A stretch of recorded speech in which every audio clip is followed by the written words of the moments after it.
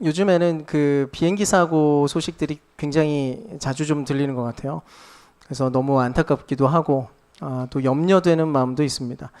사고의 원인 자체가 굉장히 복잡하기는 하지만 어쨌든 위험 요소들을 잘 정리해서 좀 그런 일들이 일어나지 않기를 소망하는 마음이 있는데요. 한번 좀 우리가 상상을 한번 해보겠습니다. 매일 아침마다 하늘을 날아가는 비행기가 있다고 합시다. 매일 아침 운행을 하고 매일 아침마다 비행기가 뜨는데, 근데 이 비행기의 조종사가 뭔가 좀 이상한 거예요. 이 사람이 비행을 하는 동안 비행기 계기판을 거의 보지 않는다는 겁니다. 그러니까 비행기는 계속 날고 있는데 이 조종사는 오히려 창밖을 바라보면서 멋진 풍경을 감상을 하고요. 비행기 옆을 또 함께 지나가는 여러 다른 화려한 비행기들을 쳐다보면서 그 비행기들이 가는 그런 방향과 그 모양을 살펴보면서 자기의 위치를 확인하고 그렇게 또 비행을 합니다. 그러니까 한마디로 오직 감각으로만 비행 운전을 하고 있는 거죠. 워낙 스스로 또 감이 뛰어나다고 생각하기 때문에 자기가 어떻게 날고 있는지를 스스로 잘 파악하고 있다고 믿기 때문에 계기판을 아예 볼 필요가 없다고 생각하면서 그렇게 조종을 한 겁니다.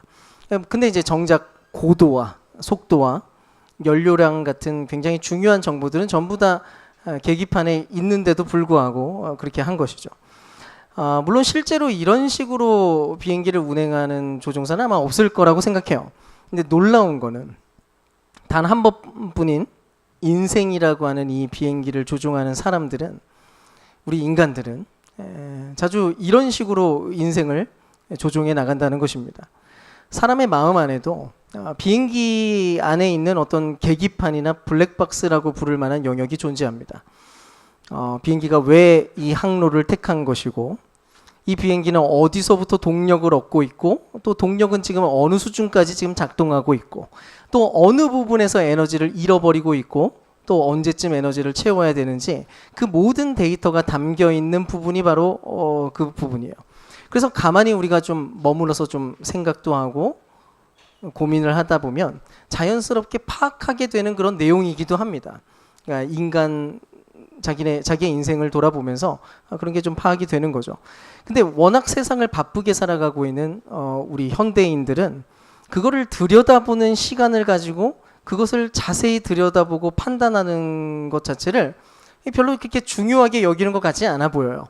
오히려 내 느낌에 의존해서 살아도 충분하다고 여기는 것처럼 보이고, 그래서 그 창밖을 구경하던 그 조종사 비유처럼 옆에를 그냥 계속해서 힐끗힐끗 바라보면서 거기서 발견되는 타인의 삶과 자기의 삶을 이렇게 좀 비교해보고 또 유사하게 살아가려고 시도를 하곤 합니다. 그러니까 다른 사람들 다 그렇게 살고 있으니까, 사람들 보니까 다 이런 식으로 살더라 하면서 그냥 따라서 살아가는 거죠.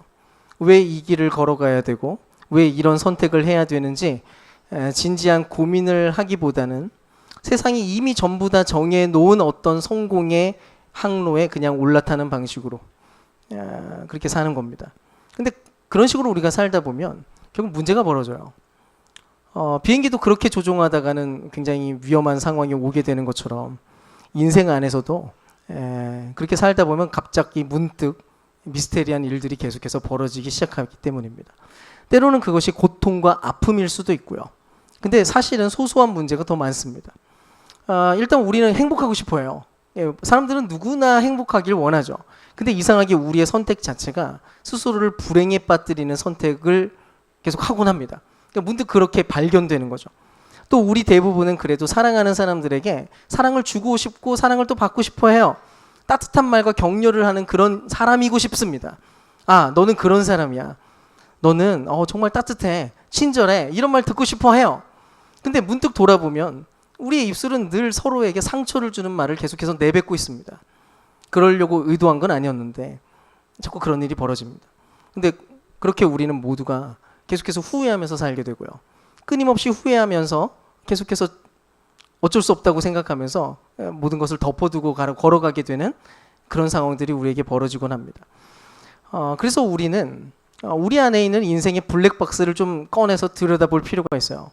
어디서부터 고장난 건가, 이 부분에 대해서 좀 파악하기 위해서라도 이제 어느 길로 가야 되는지 또 선택하기 위해서라도 말이죠. 위대한 철학자였던 소크라테스가 이렇게 얘기했죠. 너 자신을 알라.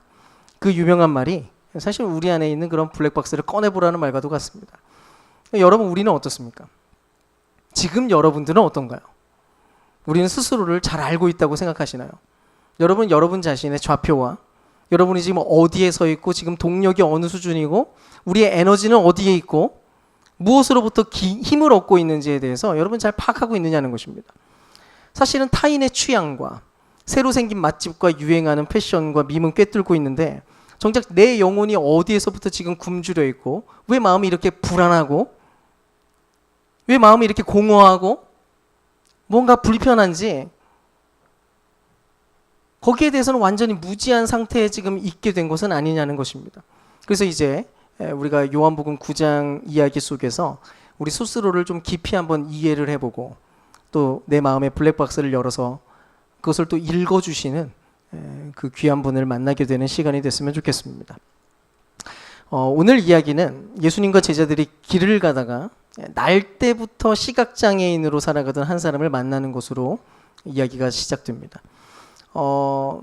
맹인이었어요. 시각장애인이었죠. 그거를 본 제자들이 이렇게 질문을 합니다.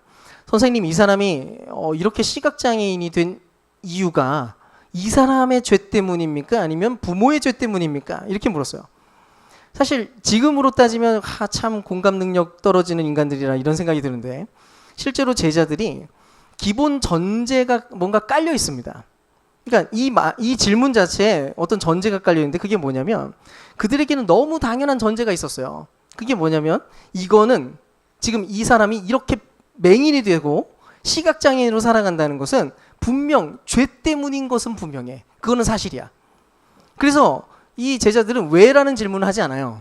왜 이런 일이 벌어졌는가? 이런 질문이 아니라 어차피 기정사실이에요. 죄 때문이야. 근데 그래서 누구 때문인데요? 그래서 이거는 분명히 죄 때문에 일어난 일인데 이게 이 사람 죄 때문입니까? 아니면 부모의 죄 때문입니까? 이렇게 묻고 있는 거예요.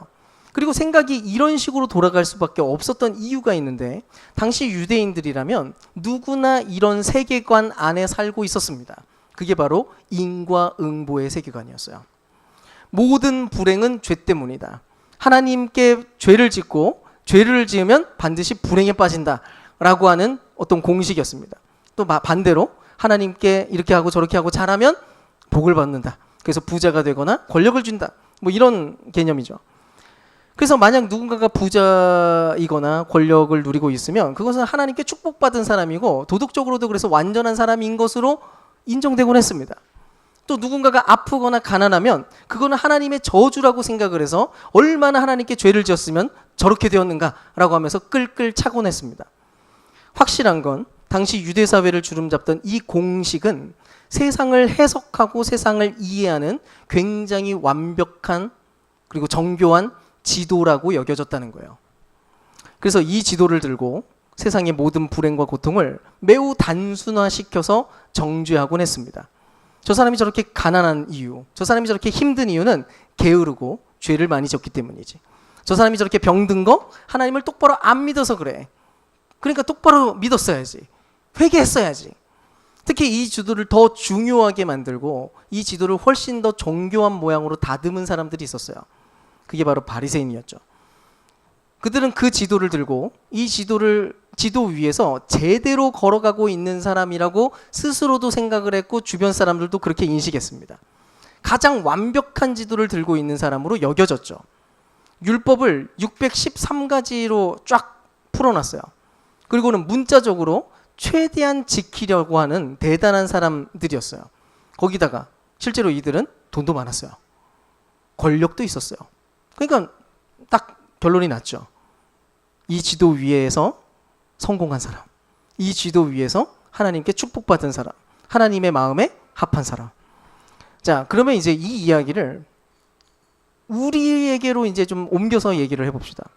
지금 대한민국 사회에서 공유되고 있는 인생의 지도, 대한민국에서 사람들이 들고 살아가고 있는 성공의 지도는 꽤 명확해 보여요. 핵심만 지적하자면 경쟁에서의 승리를 통한 생존과 안정 확보의 지도라는 생각이 들어요. 현재 대한민국을 살아가는 사람들 대부분은 최종 목적지가 엄청난 부자가 되거나 엄청난 권력자가 되거나 유명해지거나 이건 아니에요. 본질은 여기에 있어요. 더 이상 불안하지 않아도 되는 안정된 상태에 도달하는 게 목표예요. 자, 모든 사람들이 원하는 게 그거예요. 이 지도를 들고 그들이 원하는 인생은 안정된 삶이에요. 한국인들 대부분이 그거를 추구합니다. 근데 그 안정된 상태를 얻기 위한 내용, 근거, 그것을 바라보면 지도에 따르면 세 가지가 필요해요. 첫 번째는 경제적 안정입니다. 돈 걱정 없이 자녀를 교육시키고 노후를 보낼 수 있는 상태죠. 그 정도 경제적 여력을 갖추는 겁니다. 두 번째는요, 사회적 인정입니다. 의사나 변호사 같은 전문직이나 대기업 혹은 공무원 그런 타이틀을 얻는 방식이에요. 적절한 경제적 수준, 그리고 적절한 타이틀, 그리고 마지막으로 예측 가능한 미래입니다. 내 자녀에 대한 부분이요. 내 인생도 그렇고요. 내 자녀도 이 안정된 상태에 이들이 진입할 수 있도록 길을 닦아주고 싶어요. 나도 이렇게 되면 좋겠고 동시에 내 자녀도 그렇게 되면 좋겠어요. 그러면 이 모든 목표를 이루기 위해서 어떻게 할까요? 자, 지도가 있거든요. 단순화되어 있습니다. 매우 일반적인 정규 항로가 존재해요. 일단 치열한 입시 경쟁을 뚫어서 좋은 대학에 입학을 하고요. 취업을 통해서 대기업이나 전문직을 가진 뒤에 안정적인 소득을 바탕으로 부동산이라고 하는 핵심 자산을 소유하는 겁니다. 그것을 가지면 안정을 얻을 수 있어요. 그리고 그 다음은요, 멋지게 자녀에게 천천히 대물림을 하면 됩니다. 그리고 대물림을 하는 방식도 정규가 있어요. 일명 사교육이라고 하는 시스템을 통해서 이 코스를 그대로 살아내게 만드는 겁니다. 만약 이 항로에서 이탈하면 실패자나 혹은 그래서 낙오할 수 있기 때문에 사람들은 적성이나 꿈이나 인간됨이나 그 사람이 가지고 있는 어떤 고유의 고민과 생각과는 관계없이 어쨌든 시간이 없어요. 초등학교 때는 이거를 떼야 되고 중학교 때는 이거를 떼야 되고 고등학교는 이걸 떼야 되고 이 정도 나이가 되면 여기까지 도달해야 돼요. 멈출 수가 없습니다. 어떻게든 그 길 위에 올라타기 위해서 전력 질주를 하는 거죠. 그러니까 시간이 없어져요. 블랙박스를 돌아볼 시간도 없고 마음을 살필 시간도 없습니다. 근데 이럴 때 이 길을 걸어가려고 할 때 잃어버리지 않기 위해서 바라보는 게 있어요. 그게 뭐냐면 계기판이 아니고요. 남들 다 하는데 라고 하는 감각입니다. 내 주변에 있는 사람들 다 그렇게 사는데 남들 다 그렇게 하고 있는데 라는 감각. 내면의 가치나 만족이 아니고요. 타인과의 비교를 통해서 내가 올바르게 가고 있는가를 판단합니다. 특히 이 길을 끝까지 가기 위해서 암묵적으로 지켜야 되는 게 존재하는데요. 그게 뭐냐면 과정보다 결과가 중요하다는 결과지상주의입니다. 결과지상주의를 채택하지 않는 한 그 길에서 성공하기가 어려워요. 개성보다는 누구나 인정하는 정답입니다. 개성을 너무 추구하다 보면 정답에 도달하지 못하기 때문에 걱정스러워요. 그래서 개성은 최대한 자제시켜야 됩니다. 오늘 우리가 보고 있는 요한복음 9장에 등장하는 바리새인들은 그 시대가 공유하고 있는 완벽한 지도를 가장 잘 컨트롤하고 그 지도 위에서 가장 성공적으로 걸어가고 있다고 믿어지는 사람들이었어요. 우리 사회에서는 성공한 사람이라고 불리는 그런 인생들이었던 거죠. 근데 어느 날 갑자기 그 완벽한 지도, 그 완벽한 내비게이션, 그것으로는 도무지 설명할 수 없는 버그가 발견됐는데요. 바리새인 입장에서는 예수님이 딱 그런 존재였습니다. 버그였어요. 예수님은 버그였어요. 그분은 자기가 보고 있는 그 지도를 벗어나도 한참 벗어났거든요. 죄인들이랑 식사를 하시면서 포도주를 즐기십니다. 그 지도 위에 이런 존재는 그냥 죄인이에요. 아무 일도 하면 안 되는 안식일에 굳이 병자를 고칩니다. 축복받은 권위자들, 하나님으로부터 축복을 받고 하나님과 항상 가까이 있다고 여겨지는 그런 수많은 권위자들에게 예수님은 거침없이 비판을 하십니다. 그래서 그들의 지도에 따르면 예수는 죄인이거나 사기꾼이어야 했어요. 심리학에서 말하는 확증 편향 들어보셨죠? 자기의 신념이나 기대에 일치하는 정보만 선택적으로 받아들이는 건데요. 그래서 자기 믿음과 충돌하는 정보는 의도적으로 무시하거나 왜곡하는 것을 말합니다. 바리새인들이 딱 그랬어요. 자신이 가지고 있는 지도가 완벽하다고 생각했기 때문에 오늘 본문에서 예수님이 분명 시각장애인의 눈을 뜨게 하는 놀라운 일을 했는데도 불구하고 놀라운 일이었어요. 그리고 그게 사실이었어요. 명백한 진리, 명백한 진실, 새롭게 업데이트된 어떤 사건이었거든요. 근데 그 데이터를 두고도 지도를 조금도 수정할 생각을 안 했다는 겁니다. 오히려 자기 지도를 지켜내기 위해서, 자기가 굳게 믿는 이 지도가 완벽하다고 끝까지 관철해내기 위해서 그 데이터와 그 진리 자체를 색출하고 제거하려고 시도했어요. 그래서 외쳤어요. 거짓이다. 사기다. 귀신 들렸다. 그리고 눈을 뜨게 된 맹인을 불러다 놓고도 정죄합니다. 네가 죄인인 것을 우리가 다 안다. 눈을 뜬 사람을 향해서 함께 축하하고 기뻐하는 게 아니라 비난합니다. 그 예수님이 이렇게 얘기해요. 너희가 차라리 맹인이었다면 죄가 없을 텐데. 너희가 차라리 맹인이었다면 죄가 없었을 텐데. 너희가 스스로 보고 있다고 말하니 너희 죄가 그대로 존재한다. 이게 무슨 말입니까? 차라리 그들 스스로 아무것도 보지 못하고 있다는 것을 그냥 인정했으면 희망이라도 있었을 거라는 거예요. 그랬다면 아마 주님께 왔을 테니까요. 근데 스스로 자기는 다 보고 있대요. 완벽한 지도라고 생각하고 있어요. 자기의 인생이 완전하다고 생각하고 있어요. 다 보고 있다고 주장하고 있어요. 그래서 진짜 진리가 왔는데도 도무지 그 진리를 받아들일 수 없는 상태가 되어버렸다는 것입니다. 아무리 와서 빛을 비춰주어도 여전히 어둠을 사랑해서 그 어둠 속으로 계속해서 기어들어가게 되는 그런 상황이 벌어졌다는 것입니다. 그래서 예수님이 명합니다. 너희들이 진짜 맹인이라고. 누가 진정한 맹인인가? 스스로 본다고 말하고 있는 너희가 바로 맹인이다. 굉장히 슬픈 일인데요. 지금도 현재 자신이 들고 있는 지도가 완벽하거나 충분하다고 믿는 사람들은 아무리 눈앞에 새로운 길을 펼쳐 보여줘도, 아무리 새로운 진리를 알려줘도 전혀 발견하지 못할 수 있다는 거예요. 내가 지금까지 그려왔던 지도가 있어요. 뭐요? 성공했거든요. 이런저런 모양으로 열심히 공부를 했더니 그래도 나름대로 성공한 모양이 왔어요. 성공으로 만들어진 지도. 내가 했던 경험들이 있어요. 그 경험 속에서 어떤 좋은 일들이 그래도 있었어요. 내 경험으로 만들어진 지도, 혹은 내 정치적 신념이나 나의 종교적 확신으로 만들어진 어떤 지도. 기독교는 이거야 라고 그려놓은 내 방식의 지도. 근데 그 완벽한 지도가 오히려 진리 자체이신 하나님, 진리 자체이신 그리스도를 도무지 만나지 못하게 만드는 가장 큰 장애물이 되게 만들 수 있다는 것입니다. 여러분, 이 이야기는 특히 신앙생활을 오래 한 사람들한테는 굉장히 무서운 경고일 수 있습니다. 여러분, 우리의 신앙 경험, 우리의 했던 신앙의 오랜 경험들이 이미 충분하다고 생각하게 만들어요. 하나님은 이런 분이야. 난 다 알아. 신앙은 이런 거야. 내가 다 알아. 교회들이 해왔던 수많은 전통들을 바라보면서 그 전통들이 조금이라도 어긋나고 싶지 않아요. 그게 정교한 신앙이고 그게 정교한 지도라고 믿으니까요. 내가 알고 있는 어떤 성경 지식이 있는데 그 성경 지식이라고 하는 지도가 이미 충분하다고 생각하는 그 순간, 그저 그 정도로 괜찮다고 생각하는 순간, 정작 참 진리신 예수와는 아무 상관없이 자기 기준으로 모든 것을 판단하고 정죄하는 바리새인, 본다고 말하지만 사실은 아무것도 보지 못하는 맹인이 될 수 있다는 것입니다.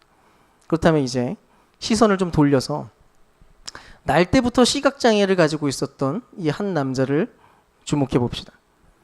바리새인들은 완벽한 지도를 자기가 들고 있다고 생각했고, 그래서 성공적인 자리에 서 있었다면 이 사람은 어떤 상황이냐면 아예 지도 자체를 볼 수 없는 상황이었어요.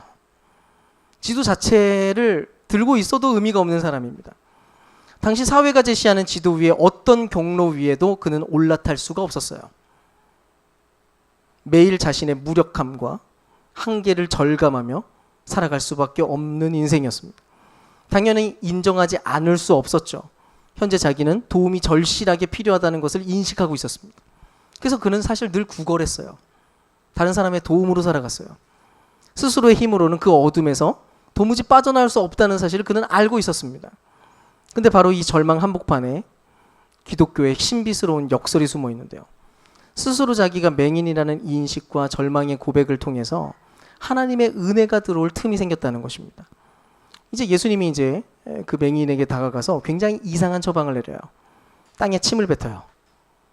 진흙이 됐습니다. 그 진흙을 눈에다가 갖다 발라였어요. 대체 예수님이 왜 이런 행동을 했을까요?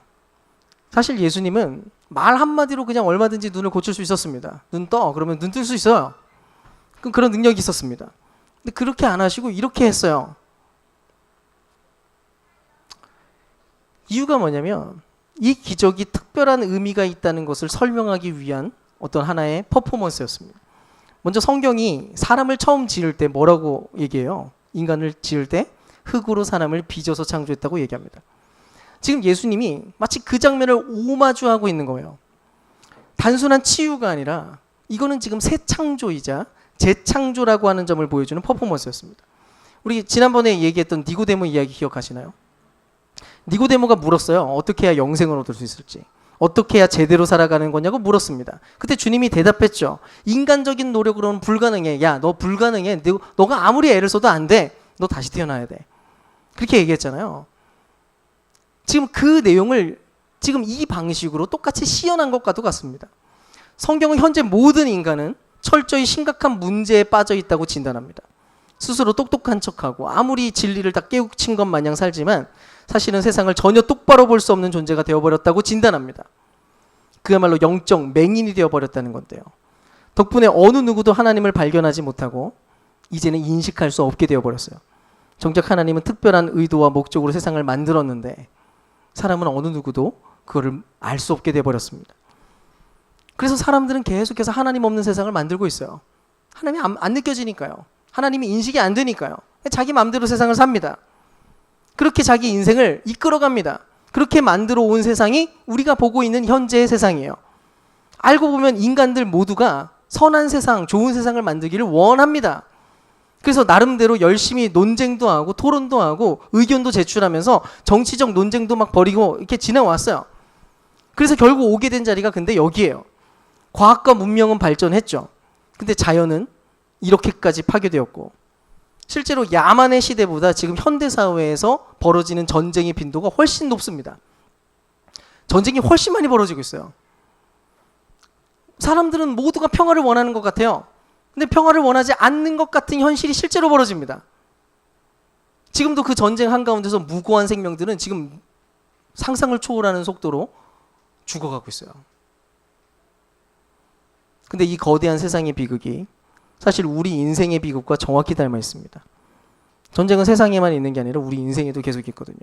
가장 사랑해야 될 우리 가정 안에, 가장 가까워야 될 관계 안에 보이지 않는 냉전과 영토 분쟁이 끊임없이 일어나는 중이고 세상에 그 자연만 파괴되고 있는 게 아니라 끊임없는 경쟁과 불안 한가운데서 우리의 마음과 내면도 계속해서 파괴되고 있습니다. 왜 이런 일이 벌어질까요? 사람들은 분명 똑똑해지는 것 같아요. 계속. 근데 왜 해결은 안 될까요? 간단합니다. 인간이 고장났거든요. 아무리 뭔가 주변을 다 바꾸어 놔도 인간 자체가 고장나 있거든요. 사회 시스템을 개선하고 제도를 개선하고 아무리 노력을 해보세요. 근데 그 안에 살아가는 인간이 맹인이거든요. 어떤 지도를 갖다 놔도 가장 좋은 길이라고 하면서 그 길을 갖다 놔도 그 지도를 보여줘도 그 길을 찾아갈 능력이 없거든요. 그래서 아무리 제도를 개선하고 정책을 바꿔도 또 문제가 생깁니다. 근데 오늘 주님이 하시는 일은 맹인된 눈을 어루만지시고 인간이 자기 스스로는 절대로 해낼 수 없는 재창조, 완전히 새로운 존재로 눈을 뜨게 만드시는 그 일을 하시겠다는 거예요. 고장난 인간을 고치시고 회복하시겠다는 거죠. 근데 이 일이 재밌게도 맹인의 의지와 상관없이 이루어지진 않았습니다. 오히려 예수님의 행동과 말에 대한 맹인의 반응이 굉장히 중요했는데요.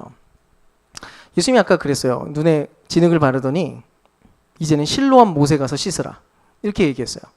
그러니까 물에 가서 씻으라고 했는데 근데 이 실로암 못이 뜻이 뭐냐면 성경을 보면 보냄을 받았다는 뜻입니다. 보냄을 받았다. 근데 요한복음 3장 그리고 5장에서 예수님이 자신을 소개할 때 쓰던 표현이 뭐냐면 하나님께로부터 보냄을 받은 자라고 자기를 소개해요. 지금 맹인한테 보냄을 받았다라고 일컫는 물에 가서 씻어라고 얘기합니다. 근데 사실은 그분이 누구냐면 그 못이 뭐였냐면 굉장히 상징적인 의미였어요. 예수님이 자신을 그렇게 표현하면서 실로암 못에 가서 씻으라는 얘기 자체가 아버지께 보냄을 받은 그분께 나아가서 씻으라. 결국 예수님께 나아가서 씻으라고 하는 바로 그 상징적인 표현이었던 것입니다. 확실한 것은 맹인은 여전히 앞이 보이지 않았지만 이 말씀 앞에 순종했다는 거예요. 실로암이 무슨 상징인지 몰랐죠. 근데 갑니다. 이 진액을 씻어낸다고 당장 내 눈이 뜨게 될 거라고는 사실 상상하기 어려운 순간이었죠. 그런데도 말 그대로 혹시나 하는 마음에 걸음을 내딛고 가서 눈을 씻습니다. 그랬더니 놀라운 일이 벌어졌어요. 눈이 멀었던 그의 눈이 밝아집니다. 마침내 닫혀 있었던 세계는 부서지고 새롭게 열린 세계를 보게 된 거죠. 바로 이것이 주님이 행하시는 재창조, 영적인 눈을 뜨게 하는 위대한 수술이었습니다. 근데요, 사실 어떤 수술이든 그 수술 자체로 단숨에 끝나지 않습니다. 수술을 하고 나면은 꼭 그 다음에 필요한 게 있어요. 그게 뭐예요? 재활이에요, 재활. 이식 수술을 받은 환자가 자기 장기를 이제 새로운 장기를 받아들이고 적응을 하는 것처럼 영적인 눈을 뜬 우리 또한 새로운 시력으로 세상을 살아가는 법을 배워야 된다는 거죠. 세계적인 신경과학자 올리버 섹스라는 사람이 쓴 책이 있는데요. 거기에 실제 환자 얘기가 나와요. 버질이라는 환자가 나오는데 평생을 맹인으로 살다가 50세가 넘어서 수술을 했는데 시력을 되찾습니다. 그러니까 50세가 넘어서 처음으로 보는 삶을 살게 된 거예요. 근데 눈을 뜨게 되고 정말로 눈 시력이 돌아왔는데 정상적인 삶을 굉장히 오랜 세월 동안 못 살았다는 겁니다. 눈을 떴는데도 불구하고 오히려 너무 오랜 시간 동안 혼란을 경험하게 됐는데 보는 것 자체가 처음이다 보니까 그러니까 아예 진짜 처음 본 거예요. 시력이 있다가 없어졌던 사람이 아니라 아예 시력이 없었던 사람이기 때문에 눈에 쏟아져 들어오는 모든 빛들과 형태와 모양들이 그냥 너무 다 생소했다는 겁니다. 그러니까 눈을 감고 가지고 있었던 어떤 이미지들과 너무나 다른 모습들을 보면서 충격을 받고요. 예를 들면 눈앞에 계단이 보여요. 눈을 뜨게 됐으니까 계단을 보게 됩니다. 근데 그 계단이 바닥에 그려진 그림인지 아니면 진짜로 내려가거나 올라갈 수 있는 실제 계단인지 구분이 안 됐다는 거예요. 그래서 막 계단도 막 계속 굴르고요. 사랑하는 아내의 얼굴과 기르던 개와 고양이도 쉽게 구분하지 못하고 하는데 실제로 보는 세상에 대해서 적응을 못해서 그냥 눈을 감고 다시 예전처럼 살아가는 것을 편하게 여기기까지 했답니다. 그러니까 눈을 그냥 감고 살았대요. 자, 그래서 우리가 이해해야 되는 부분이 있는데 그게 바로 신앙의 여정에 대한 부분입니다. 우리가 예수님을 만나서 다시 태어나고 영적인 눈을 뜬다는 것이 가지고 있는 모든 문제가 한 번에 다 해결된다는 뜻이 아니거든요. 오히려 이제 막 제대로 출발할 준비가 되었다는 거예요. 예수님이라는 새로운 안경을 쓰고 혼란스럽고 도무지 이해할 수 없는 그런 세상과 나 자신을 다시 바라보고 수많은 갈등과 고통들을 새롭게 바라보는 법, 그 방법을 배우는 시작 지점에 이제야 서게 됐다는 것입니다. 그래서 여전히 보고 있는데도 불구하고 인식이 잘 되지 않을 수도 있고요. 보이는데도 걸어가지 못하고 추락할까 봐 불안해하기도 합니다. 근데 그렇다고 우리가 눈을 다시 감아서는 안 된다는 거예요. 또다시 눈을 감으려고 시도하고 차라리 눈을 감고 걸어가겠다고 해서는 안 된다는 것입니다. 결국 눈을 뜨고 살아가다 보면 다시 어두움이 아니라 빛 가운데로 걸어가기로 애를 쓰다 보면 다시 적응하게 될 거거든요. 유일하게 눈을 뜨고 살아가시던 주님과 똑같은 눈으로 세상을 보는 자리에 서는 그 소망으로 말입니다. 자, 어쨌든 이제 이 시각장애인은 보게 됐어요. 그러면 그 이후에 그의 인생은 평안하고 행복해지고 문제가 해결되었을까? 그렇게 돌아가지 않습니다. 오히려 더 큰 갈등과 시련이 찾아왔어요. 이웃들은 이 기적이 잘 믿어지지 않아서 눈을 뜬 맹인을 보고 야, 저거 지금까지 사기쳤구나 이렇게 의심했습니다. 저거 지금까지 계속해서 빌어먹고 살았는데 저거 사실은 눈 뜨고 있었구나. 바리새인들은 그들을 데려다가 범죄자로 여기고 신문하기 시작했는데요. 아무리 그가 진실하게 증언을 해도 사람들은 믿어주지 않았습니다. 평생을 맹인으로 살다가 드디어 보게 됐는데 축하를 받는 게 아니라 의심과 위협과 정죄를 당하는 상황이 벌어졌던 거예요. 결국 그는 당시 유대 사회에서는 사회적 사형과 다름없는 출교를 당하게 됩니다. 너 이제부터 유대인 아니야. 넌 이제부터 유대교인 아니야. 그래서 공동체를 떠나라고 하는 말을 듣게 됩니다. 그거 어떤 심정이었을까요? 차라리 눈을 안 떴으면 좋았겠다. 차라리 내가 그냥 이전처럼 그냥 살았으면 차라리 편했겠다. 절망감이 들지 않았겠어요? 근데 이 부분에서 요한복음 9장 35절 앞부분을 한번 읽어보겠습니다. 바리새파 사람들이 그 사람을 내쫓았다는 말을 예수께서 들으시고 그를 만나서. 자, 이 문장에는 지금 두 동사가 들어있어요. 첫 번째는 들으시고인데요. 예수님은 그가 사회에서 버림받았다는 소식을 들었답니다. 온 세상의 창조주이시고 세상 전체를 구원하기 위해서 할 일도 많으신 분이 지금 이 한 사람, 이 사회 안에서는 굉장히 우습게 취급당하고 있는 한 사람에게 관심을 가지시고 신음소리에 귀를 기울이고 계셨다는 거예요. 그리고 그 소식을 듣고 나서 저런 힘들겠다, 그러고 마는 게 아니라 그를 찾아가서 만나주셨다는 거예요. 우연히 마주친 게 아니라 의도적으로 외롭게 버려진 그 한 사람을 찾아서 일부러 길을 나셨던 건데요. 여러분, 이게 뭘 말해줄까요? 여러분, 복음을 오해하면 안 되는데요. 우리의 구원은 그냥 잘못된 게 고쳐지고 회복되는 게 전부가 아니라는 것입니다. 오히려 특별한 관계 안으로 들어가는 일과 같다는 거예요. 생각해 보세요. 자동차가 고장이 났어요. 그래서 센터에 맡겼습니다. 거기 가서 센터에 자동차를 맡기고 나서 정비사랑 막 친해지고 개인적인 삶을 막 열심히 나누고 그럴 필요가 있습니까? 없죠. 그냥 차만 고치면 땡이에요. 차 고치고 나면 그 사람이랑 뭐 더 이상 얼굴 안 봐도 되고 관심 없습니다. 목적 자체가 자동차 수리였으니까요. 만약 예수님이 오신 목적이 세상을 고치고 사람을 고친다, 너희들에게 좋은 인생을 주겠다, 그게 그냥 단순하게 그것만이 목적이었다면 그냥 눈 뜨게 만들고 각자 갈 길 가면 되는 거예요. 네 인생 네가 알아서 살고 너가 원하던 삶 이제는 눈을 뜨고 멋지게 한번 살아봐, 네 맘대로, 이러면 되는 거죠. 근데 그분은 그렇게 하지 않으시는 겁니다. 왜요? 그분의 진짜 목적은 그냥 고장난 눈을 고치는 게 아니라 마침내 눈을 떠서 주님을 보게 만들고 그래서 그분과 영원한 인격적 관계를 누리게 만드는 일이, 그게 바로 구원의 목적이었기 때문입니다.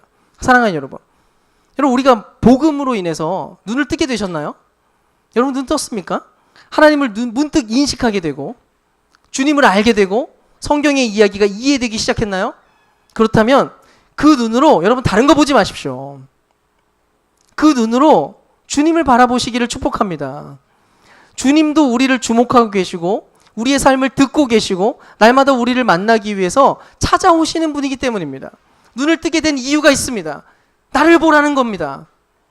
주님께서 말씀하십니다. 나를 바라보라고. 여러분, 그분의 사랑이 아니면 우리는 만족할 수가 없기 때문입니다. 눈을 뜬 것 자체가 중요한 게 아니라 눈을 떠서 그분을 볼 수 있게 되었다는 사실이 너무나도 중요한 것입니다. 여러분, 그 사실을 기억하십시오. 여러분의 구원을 오해하지 마십시오. 그분에게서 눈을 돌리지 마십시오.